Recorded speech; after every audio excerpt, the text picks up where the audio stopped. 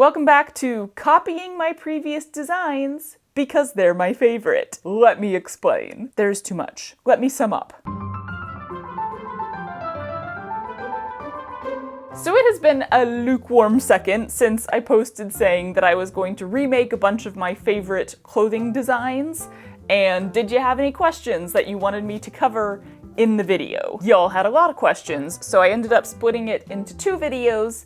The first one being hoodie dress, a non-hoodie dress, and a comfy knit jumpsuit. The remaining garment that I wanted to replicate in my wardrobe is this one, the Illusion stripe pleated dress. We need a better name for it. Goddess gown. Goddess lounge gown, because it's so comfy. So like I said before, I have made 2 of these style of dresses, but I ended up giving one of them away, so I would like to make another one, another comfy knit one. Because you really do feel both so comfortable and so regal while wearing these dresses. And I shall attempt to answer your questions about said dress while making it. Yeah? Yeah. Actually, you didn't have nearly as many questions about this one. Huzzah! That means it'll be easier to make this video. The most common request was just, can you make it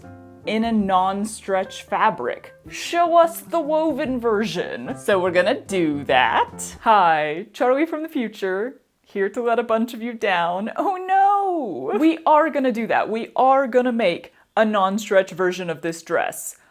We are just not going to do it in this week's video. Right now, I expect it to happen in next week's video, so come back then, huzzah! And stay for now, because this one will be fun too. Another common request was to do it on a different type of stripe. I didn't do this on purpose, but it just so happened that both of the dresses that I made were done with a fairly thick 3-color stripe. You ask, I accommodate. So the non-stretch version is going to be done on an even thicker 2-tone stripe. It's all the same color, but part of this is see-through and part of it is slightly less see-through. I think that's gonna be interesting. Yeah, super interesting. But next week. And then the stretch version is a slightly thinner 5-color stripe. 5 colors? What? I also washed this fabric because I have a slight idea, but I might not feel like getting around to it in this video. So like, here's this. Don't get too excited about it. Oh, I think we all know that fabric is not getting touched this week. A couple of the other requests rather than questions were, can you make a shirt version? Can you make a jumpsuit version? Can you make a shorter version of the dress? And can you make a more formal version of the dress? That's a lot, y'all. We'll see what we can get to in this video. Not much, as previously mentioned. I don't know where the fabric itself will take me. The stretchy one, maybe I will make it shorter. Maybe I will turn it into a jumpsuit. The non-stretch one is going to be more formal. It's definitely not a design that I would like putter around the house in. And the reason I washed this one is because I do have an idea for a more shirt, like, it's technically like a jacket, but like something that is just a top. I have an idea for it. Again, no guarantees we'll actually get to that in this video, or even next week's video. I'm most likely saving that idea for a rainy day, or even just a chillier day. It doesn't have to be raining. I am logging all of those requests away though, because this is a style that is really interesting to me and I would like to continue exploring in the future. But let's get started with the stretch version, and I will answer some of the actual questions as that goes. Who's excited? We're excited, yay! Okay, so somebody asked, how do you figure out how long the pleats need to be? Is it a straight line or does it need to curve under the bust? Would have helped if I brought a ruler or a measuring tape. So for the style of dress that I make, I'm doing pleats that are just my waist, essentially. I want them to stop under the bust because then the fabric opens up and accommodates the bust. And I want them to stop where I start to flare out at the hips same reason. The fabric starts to flare out and accommodates your hips. Your actual waistline is like 1 point, so obviously that would not be a pleat. So you can go slightly onto the extension both sides because these are stretchy fabrics. They will just stretch to accommodate you. So I typically go from right under my bust and then down to like here. What is that? It's my hip bone, which could be in a different place for different people. I have rather high hip bones. So actually for me, it's gonna be like slightly below my belly button, maybe like 1 inch or so. And it's not a super long amount. I'm gonna do 9 inches, but that's just according to your body. So just measure from le boob to le hoop. 9-inch pleats or tucks. These are technically tucks. I say pleats a lot, but because you're folding the fabric and then sewing it closed, the proper official name of that is a tuck. My phone keeps buzzing. Does it need to be straight or curved? It's just a straight line. I just sew a perfectly straight line down the line of those stripes, which is why the stripes are so helpful, because they are your guide. You don't need to curve it on either side because the pleats or the tucks will just open up to accommodate your bust and everything. So the interesting thing with this fabric is going to be, in order to get that illusion, our tucks are going to be rather large because we have 5 different colors here. So you absolutely don't have to do this illusion style. The concept of doing tucks around the waist that open up over the hips and or over the bust, that can be done with any fabric. I've seen this style in stores, just done with a regular fabric. You just decide how big you want that tuck to be, and it's a design element. It looks really nice.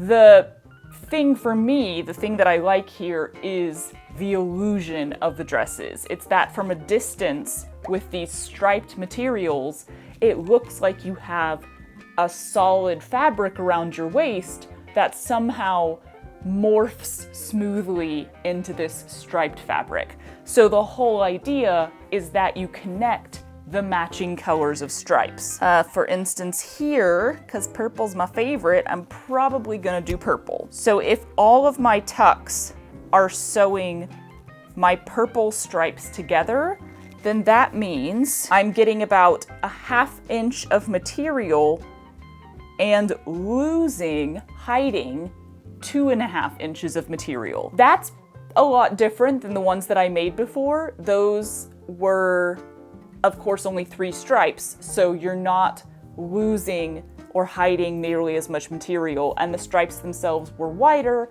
which means they covered more ground quicker, yeah? Those tucks being bigger, the amount of material you're hiding on the inside of the gown, means that the skirt is going to end up being fuller, which I like the idea of. It also means there's gonna be a lot more bulk where those hidden pleats are. So somebody else asked, how do you make the pleats lay flat when you wear it? In my brain it should end up bulky, but yours looks super smooth. I don't really know. It just kind of happens. It's not nearly as much fabric as it seems like it is on the 2 dresses that I've already made, and the fabric is fairly thin, especially with the pastel one. That's a pretty thin knit. So they just kind of, they flatten out and you just don't really notice it. On the black and gray one, that knit was a little bit thicker. However, because it's a black material, you don't see anything. You're not gonna see like lumps and stuff. Black materials hide so much. I personally didn't find it uncomfortable to have those pleats on the inside and to let them just go whichever way they want. When I put on the dress in the morning, if anything was laying weird, you just kind of and you adjust it and they lay flat. And that generally stayed that way for the rest of the day. I wasn't doing acrobatics in them or anything. Because this one is going to have significantly larger tucks and a lot more fabric on that waist though, I might play around with a different option. But the answer so far for what I've made is that it just isn't bulky. I know it does seem like it's gonna be like that in the brain. I thought the same thing. It just isn't. So the way that I make these dresses is patternless, of course, but also not even really, I don't even really draft anything. Because I never know or I never feel like doing the math for how many stripes I'm gonna need to cover my waistline. I usually just lay out the fabric, decide how much fabric I want to assign for above the waist, which usually I give myself extra because you can always cut it off later, but like, it depends on what you're planning to do with the neckline, what kind of sleeves you want. Again, you just do a very, very haphazard measurement, like so. 17 inches. So I'll probably do 18 to be safe. So then we essentially have 18 inches of don't sew it.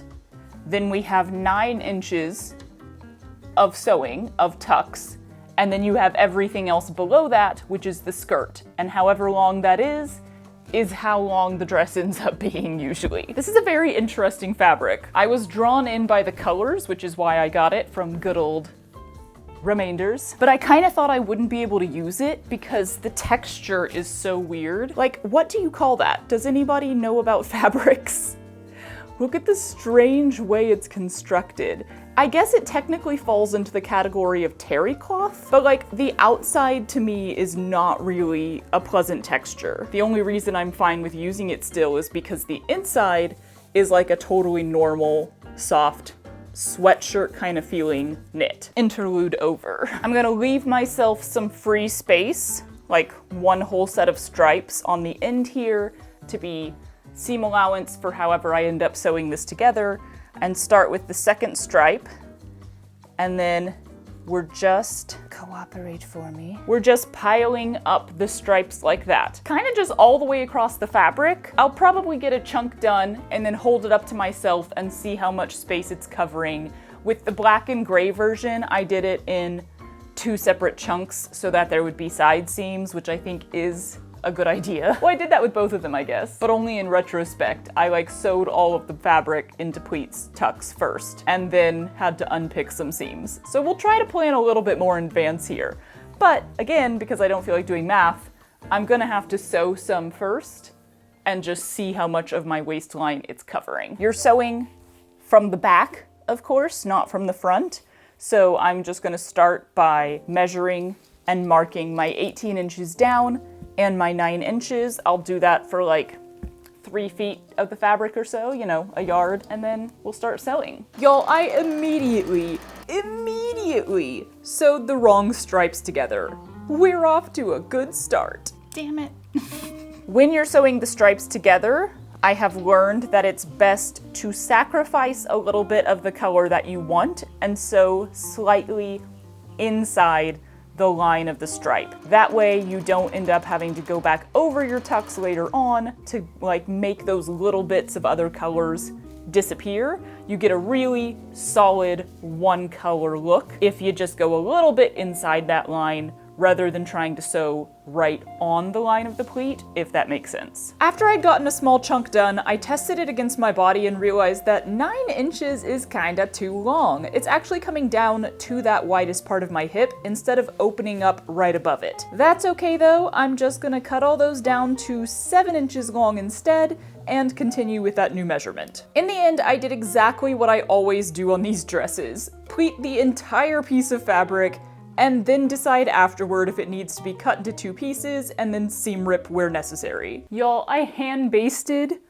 all of those pleats before I sewed them. Who am I? It was kind of necessary though, because this fabric is really shifty, twisted, actually.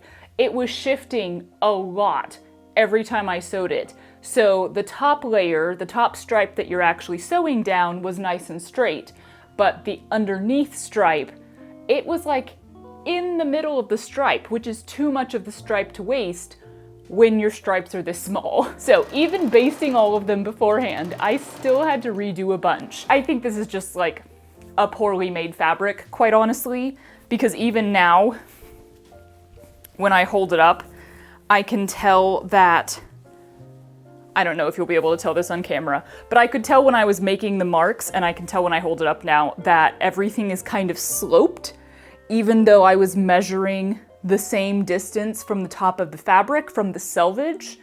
It's like the whole fabric itself is crooked. How's that gonna affect the final dress? I don't know. I need to pull out all of my basting floss. But we have the whole thing pleated now. So what you do once you've pleated all of your fabric is you take that pleated section, hold it up to your waist, and see if you have enough fabric to go all the way around.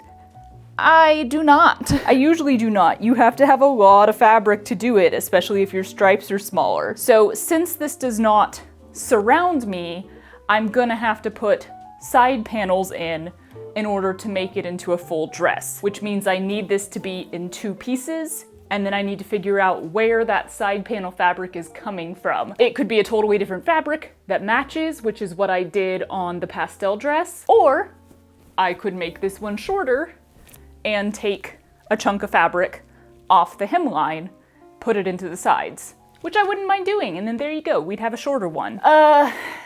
So yeah, let me pull out a bunch of basting threads and then we'll go from there. Woo! So pretty. That took ages and ages. But we carry on. I counted the number of pleats so I could find the center one and seam rip it open, but before I cut the whole piece in half, I want to cut a strip off the bottom to be those side panels. Yo, you can see right here how the fabric is crooked. I pulled on a thread while seam ripping that. Like, not a thread that I sewed in, but a thread from the fabric. So it pulled the whole thread upward. But this fabric, the stripes were printed on, so the thread is the different colors of all the stripes. And look at this. You see this yellow thread right here? It's yellow because it came from this yellow stripe. But it's going crooked through here. You can see right here it's pink in the white. That is like, well, I'm bad at these terms, but that's either the warp or the weft. Like, that's the weave.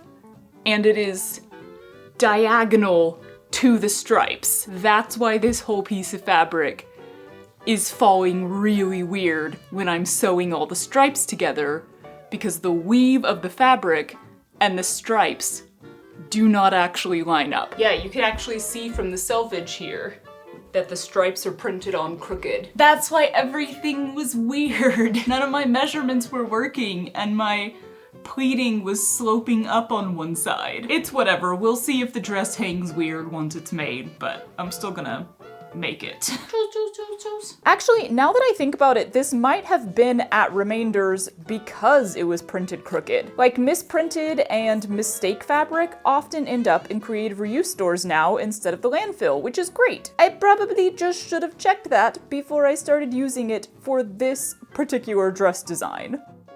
Since we now have the side panels in this dress, I'm gonna do it like the pastel one that laces up on those sides to fit. Only instead of actual lacing, I'm just gonna do one simple tie right on the waistline on each side. So I made 4 ties out of the strip of fabric I cut off, then cut the remaining panel of fabric in half, trimmed the top down into a curved triangle so that it's not too gapey under the arms, added fold-in pockets, y'all know I had to get pockets in there, and sewed them to the 2 pleated panels.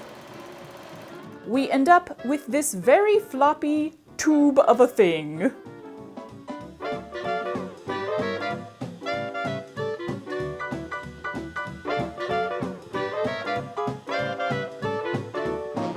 Let's talk sleeves and necklines.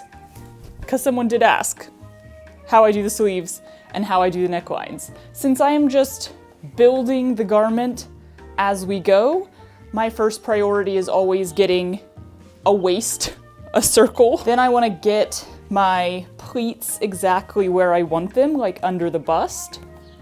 So right there is a good place.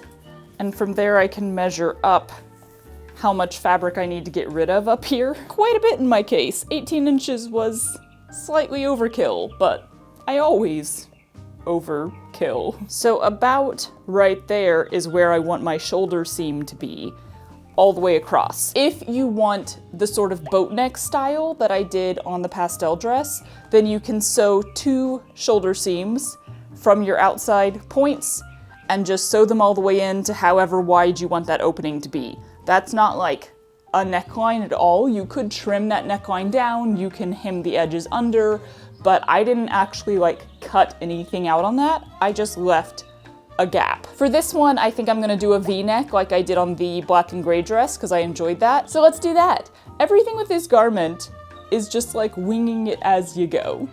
We're building a garment rather than like cutting it out and then making it, yeah? If your front and back panel are the same size up top, you could easily sew one long shoulder seam across the whole top, then cut out the neckline from the center in whatever shape you want. If, like me though, you have one panel that's drastically bigger than the other, how did that even happen? I counted the pleats. Then you can futz for ages and get creative, yay! Basically, I made the larger panel the back and cut down the center of my front panel to create that V-neck, pulling the fabric outward before pinning it where that shoulder seam should go. About 6.5 inches down for me. I still had a little more fabric in the back, so I just added a single pleat on each side, and that evened it out. Once the two seams were sewn, I could try it on. That neck hole barely fit over my head, but it's better to start small and cut it bigger later. This is like the one instance where I'm opposite of normal. Cut it small instead of cut everything too big. The sleeves are, of course, massive because of all that fabric, but that's okay because someone wanted to know how I did the ruching on the sleeves of the black and gray dress, and we're gonna do that again here. Right now it's super bulky in the shoulders because of all that extra fabric, but we are gonna use that massive seam allowance to create channels on the shoulder seam and ruche all this extra material up for more normal size sleeves. Speaking of making that neckline larger though, I'm gonna go ahead and give that a snip so that the V lands where I want it. Do this with caution.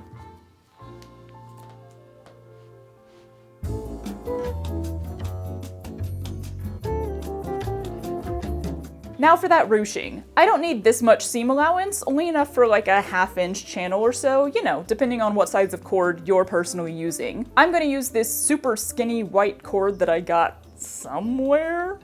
No clue. So I trimmed my seam allowance down to about 1 inch, then turned under both sides, so we now have these two channels on either side of the shoulder seam. I'll stitch those down on the edges, but I don't want to go all the way to the edge of the sleeve because I am going to be turning this fabric up to hem the sleeve. I don't want that hemline to end up closing up the end of my channels, yeah? Same with the neckline. I think I'm gonna add binding on this one, and we still wanna be able to access the channels. So once I had them both sewn down, I trimmed the end like this, so I can do that double turn on the sleeve hem and still have access, yeah? I'm not super concerned about those tiny edges being unfinished because it's a knit material that doesn't really fray or unravel. Same for the neckline. Once I had both shoulders finished, I added a binding using the scraps I've been piling up, but I just trimmed down those channels to end right before the seam so I'd still have access.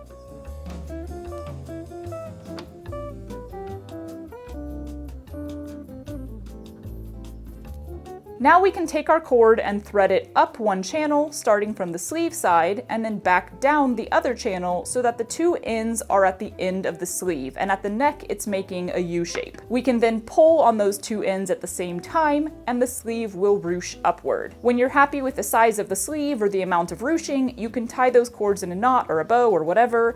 I'm planning to leave mine like this rather than have it as like an adjustable thing, so I'm gonna tie them very tightly and cut off most of the excess material.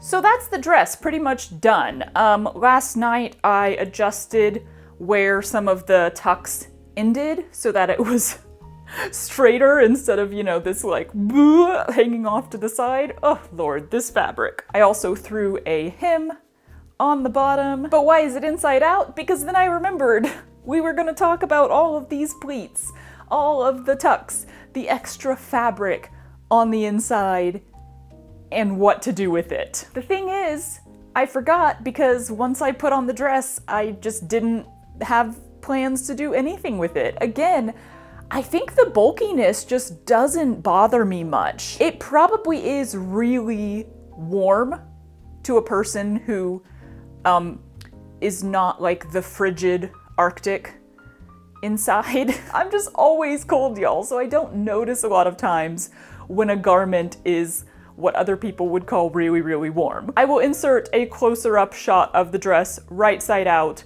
with all of these pleats so you can determine for yourself if it looks bulky. This is just with all of them as they normally are, nothing happening on the inside. Bunch of extra fabric. Does it look bulky to you?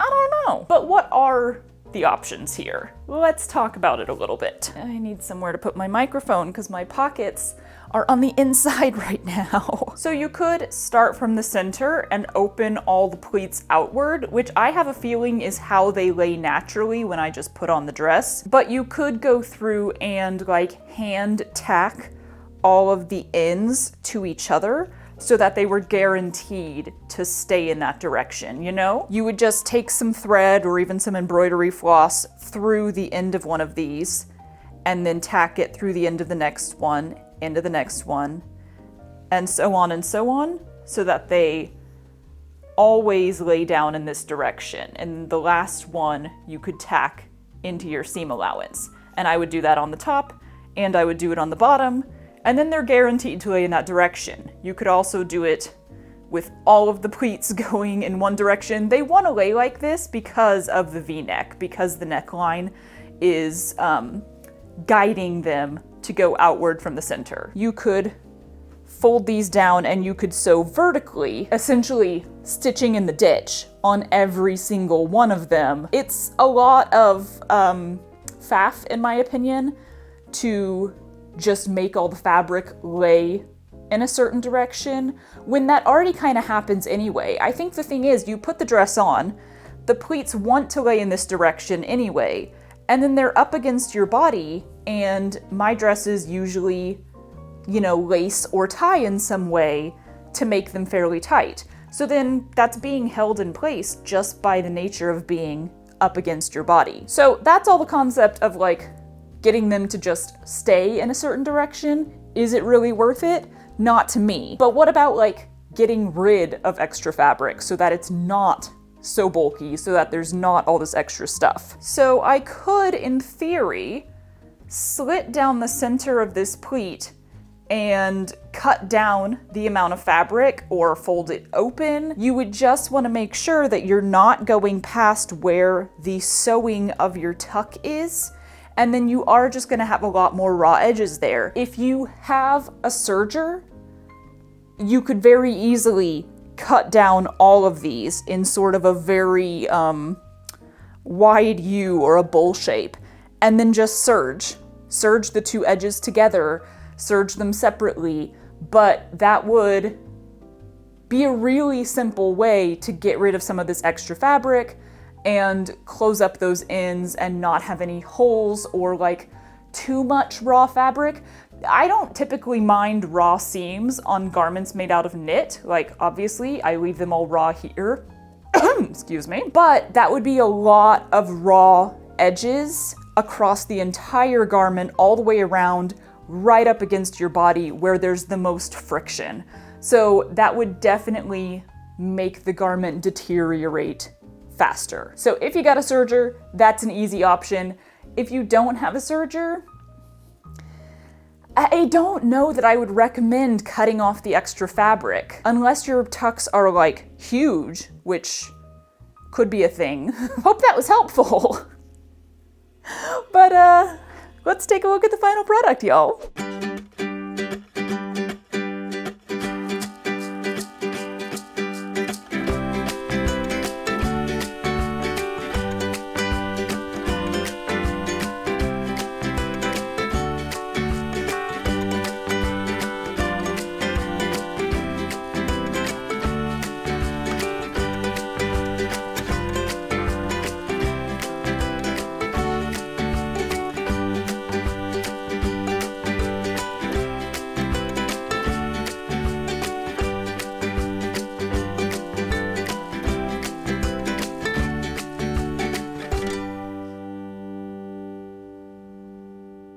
So this ended up being a bit of an odd dress, an odd project, but I hope that it at least answered all of your questions and gave you some more insight into making this style of dress, even though this one was a bit weird.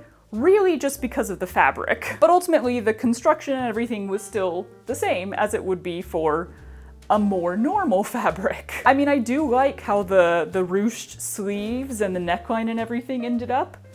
I think that was all good. I don't know that I necessarily like it shorter. I don't know, like the whole goddess gown feeling with like the so drapey and the fitted here, just to me lends itself to a longer dress. And shorter, it just doesn't quite go in my head, but that's very much personal preference. Y'all, I essentially made myself a towel dress. Like, that's the thing. The first weirdness is just the type of fabric this is. The weird terry cloth. It's not even like a normal terry cloth. So that already made it a little bit strange. The fact that the stripes were printed on crooked made it really weird. So like, that's my piece of advice that I learned in this video. If you're making this specific type of dress, you probably want to check your stripes first and just make sure that they're a little more on the grain line. I think misprinted fabric can definitely still be used and should definitely still be used, even stripes. I don't think this would have been a big deal in a lot of other styles of dress. I don't think it would have been that noticeable or caused that many problems with sewing. It really just comes down to the fact that you are putting all the stripes together in this design, and if you're putting all those stripes together and you're technically sewing on the bias, which is what I was technically doing, everything's gonna get a little bit wonky. So check your stripes, check your grain line before making this kind of dress. Also, y'all, guess what? I cut a massive hole in this dress. I was trimming down my seam lines on the inside and removing any extra fabric, and I snipped straight through one of these side panels. Let me see if I can find it now. There it is. It's right there. Can you see it? I just hand stitched the hole, the triangle shaped hole, closed from the back, and because this fabric has so much texture to it, you barely even notice it. So mend your clothes, y'all. That's it for this week though. I am planning to immediately, like tomorrow, start the woven version, so that should, in theory, be next week's video, unless something else comes up. Y'all, it's been a weird couple days. We finally got a plumber out here, and by we, I mean me, because I'm the only one home right now. I finally got a plumber out here to deal with like a bunch of little issues that had just been piling up, but that means I've had people in the house for the last 2 days while I was trying to work and make this dress, and I don't do well with strangers being in my house in the first place. It throws me off regardless, but then like trying to work while that's happening as well is just, ugh. It's been, mentally speaking, a weird 2 days, so thanks for bearing with me on that. It's very nice to have the house to myself again today and not have a bunch of, you know, banging happening down the hall. Banging down the hall sounds like a different thing. Good morning. To shoulder seams up to, sorry. That was my vocal warm-up. Let's do this.